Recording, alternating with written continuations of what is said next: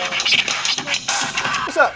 It's your boy DJ Spinbad, representing New York City, Power 105.1, Z100, live in the den with Big Tigger, Ayo, and all that good stuff. Today we're going to basically break down different scratches and how they're done and performed, and stay tuned. Basically, I got started DJing when I was about 13 years old. My older stepbrother's friend had some turntables, and whenever we would go there, they would be outside playing football and stuff, and I would just kind of sit around with his records, and I learned how to blend and beat match that way. When records like He's the DJ and I'm the Rapper came out, that made me realize that I really wanted to be a scratch DJ, so that's how it all started for me. So right now what we're going to do, we're going to get into two sets of scratches. The first is what I like to call the building blocks, or the very basic scratches, and the second is going to be the more complex scratches that you need to really practice with a lot of dedication. The first scratch is called a stab, and basically the stab is all forward movements on the record.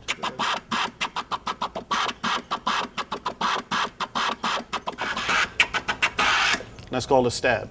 The chirp is you're moving the record back and forth, and every time you move it forth, you're cutting the record off. DJ Jazzy Jeff was the first person to do this on a record, and he did it with a whistle, so it made it sound like a bird was chirping.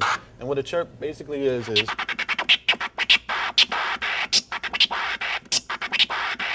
little bit fast.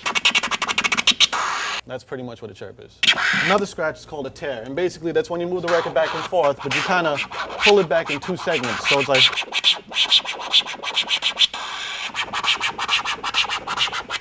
And that's a tear. So once you got those simple scratches down, you're ready to progress to something a little bit more advanced. The first one is a transform scratch, where you're moving the record slowly, but you're cutting the fader on and off to chop up the sound. So it's like.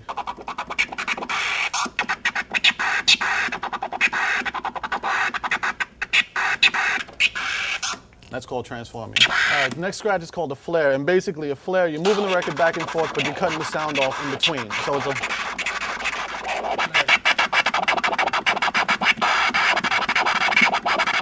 You can do it like that, or you can do it with your fingers like this. And that's called a flare.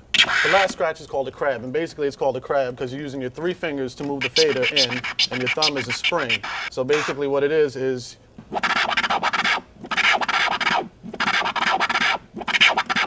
And when you use it in patterns, it's more like.